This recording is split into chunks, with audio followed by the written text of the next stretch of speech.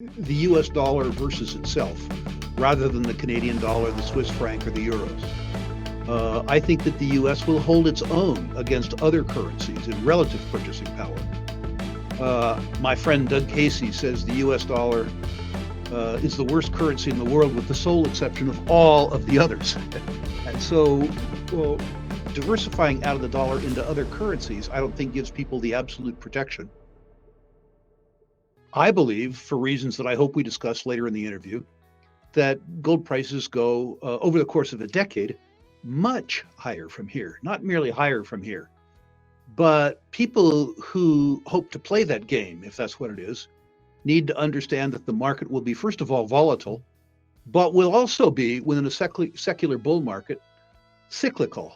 I remember very well, Michelle, the decade of the 1970s, when the gold price went from $35 an ounce to a high of $850 an ounce, a 30-fold bull market. In the middle of that amazing move, 1975, the gold price fell by half. The quote slipped from about $200, pardon me, to about $100. A whole bunch of people who had been gold faithful at 200 lost the faith at 100. They got shaken out just in time to miss a move from 100 to 850. The point of all this is that, for reasons we'll discuss later, I think the gold price is going higher, but it will not be a smooth ride higher. They never are. Well, Rick, people like to point out the gold market and how it behaved in the 1970s and then how it tanked in the 1980s. But they tend to forget that there was one very important factor there, and that was Paul Volcker hiking rates by 20%. Correct. That's not the environment we're having right now. So may as well get into where you see gold going and why you see it going that much higher. And you made a great point. The gold price is really all about real interest rates, I think. By real interest rates, I mean the difference between the yield on the US 10-year Treasury, the world's benchmark saving instrument, and the deterioration in the purchasing power of the US dollar. I want to begin, and I think you agree with me on this, Michelle. I've listened to your work, that the CPI is not an accurate measure of the deterioration of the purchasing power of the US dollar. Mm-hmm. Anybody who buys stuff can look at the price of consumer goods in the period, say 2020 to 2025, and they know that we aren't suffering from 2.5% inflation. As you point out, it was Paul Volcker allowing interest rates to go up to 18 or 19% that broke the back of the gold rally, because it made other savings and investment products more attractive than gold. I don't see that in the near term. Gold doesn't respond to hype. It responds to real interest rates. When inflation rises faster than bond yields, the value of fixed income assets erodes, making gold more appealing as a store of value. Official inflation statistics often underestimate the true cost of living. Consumers worldwide feel prices rising much faster than reported data. In the past, aggressive rate hikes under Federal Reserve Chair Paul Volcker crushed inflation and ended gold's rally. But today, policymakers face deep public debt and economic fragility. Major rate tightening is unlikely, positioning gold to remain one of the few assets preserving purchasing power. I believe that, very similarly to the decade of the 70s, the US dollar will, in the next 10 years, lose 75% of its absolute purchasing power. I believe we'll do that because of on-balance sheet and off-balance sheet deficits in the US government, relative both to gross government income, but also relative to the size of the GDP. I don't think that we have the political will to have a default in terms of off-balance sheet obligations, so I think we'll have a stealth default, a default where we inflate away the net present value of the obligations. I believe further, Michelle, that the decline in the real purchasing power of the US dollar, the absolute decline in the purchasing power of the US dollar, will generate a nominal, which is to say US dollar gold quote, that mirrors the decline in purchasing power.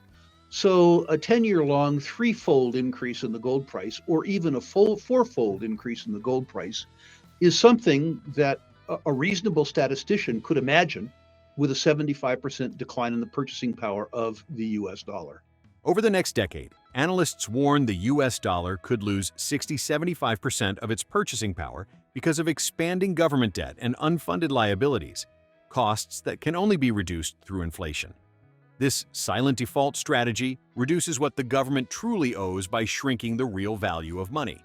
As the dollar weakens in absolute purchasing power, gold often rises proportionally in dollar terms. A 3–4x appreciation in gold over the coming years is not a speculative stretch. It's a mathematical byproduct of currency debasement. Even if the dollar remains stronger than other global currencies, it may still decline sharply relative to goods, services, and hard assets. The US dollar versus itself, rather than the Canadian dollar, the Swiss franc, or the euros. I think that the US will hold its own against other currencies in relative purchasing power. My friend Doug Casey says the US dollar is the worst currency in the world with the sole exception of all of the others. And so, well, diversifying out of the dollar into other currencies, I don't think gives people the absolute protection or even the relative protection that maintaining savings in gold would generate. And I absolutely concur with your previous remark, which is to say, since the establishment of the Federal Reserve, the US dollar has lost 97% of its purchasing power. That means there's 3 to go, a little bit at a time. We had a dramatic downshift in the purchasing power of the US dollar in the period 1970 to 1980, a recovery, a percentage recovery, at least in the early part of the decade of the 1980s. And I think that we're headed back into a period where the downward trajectory in the real purchasing power of the US dollar gains momentum. The US dollar has already lost more than 97% of its value since the creation of the Federal Reserve in 1913. People holding savings in cash watch prices rise endlessly, while gold holders witness something different: stability. Gold consistently retains purchasing power over decades. Because governments prioritize spending power over financial restraint, a global return to a truly gold-backed currency is improbable. Politicians favor flexibility. Citizens favor security. That's why many wealth-preserving investors maintain liquidity in dollars but store long-term savings in physical gold. The strategy is simple: hold the currency that governments can't print into worthlessness. I see the dollar being the world's reserve currency for the balance of my lifetime. For the record, I'm a very healthy 72-year-old, and perhaps for the balance of your lifetime. What I also see simultaneously, though, is the declining hegemony of the US dollar. There will be competitors around the edges. I'm an outlier in the gold community in that I don't believe that you will ever see a gold-backed national currency. Well, gold-linked, gold-backed, not Those are necessarily. very, very, very different things. Gold-denominated and gold-backed are very, very different. A gold-backed currency means that you can surrender it and you can receive gold for that. That, Right. in and of its nature, requires prudent governance. Sure. A government that spends within its means and can service its debt. Being a politician in such a circumstance is no fun whatsoever. Can you imagine, as an example, our president being constrained in his big, beautiful budget by how much gold he had in the treasury that he could distribute to U.S. savers? Could you imagine President Xi doing the same thing? People are politicians because they want to exercise power. Gold constrains the politician's power, which is the reason that the people like it. The idea that the politicians would willingly give up the thing that they strive for in life most, which is power, is inconceivable to me. Now, I do believe that individuals can and should have their own gold reserve. I personally save in gold. I maintain liquidity in US dollars. Those are very, very different words. And if you have saved in gold systematically, as I have for 25 years, and you look at the prices of goods and services in 25 years, you are struck by how cheap things are. If by contrast, for that portion of your account that you maintain in dollars, you're struck by how expensive things are. So while at the same time, I don't believe that I will in my lifetime or you in your lifetime see gold function as a real reserve currency, which is to say a direct currency, I do believe that individuals can and should structure their own life in a way where, at least with regards to their savings, they monetize their host fiat currency into gold. Silver's market structure is even more precarious. Trading volume in futures markets routinely exceeds 200 times the physical silver available for delivery, making silver among the most leveraged commodities on Earth. Most contracts settle in cash rather than physical bars, keeping pressure off inventories, until recently. When opportunities appeared to profit from price differences between London and New York, more traders began requesting real metal, exposing logistical strains. If even a modest percentage of buyers demanded delivery simultaneously, the system could face severe stress. Disruptions wouldn't necessarily cause trading chaos. Exchanges could force settlement, but prices would likely surge when paper promises collide with physical limits. Let's not worry for a second about the exchange-traded derivatives. The ETFs, the Sprott physical products, because I think those are accounted for in the silver market. The claims that have always bothered me are the claims in the futures market. It is not uncommon for the daily volume of futures obligations in the silver market, the daily volume, to exceed by a factor of 200 times, not 200%, but rather 200 times the amount of physical silver available for good delivery. This is an extremely, extremely leveraged market.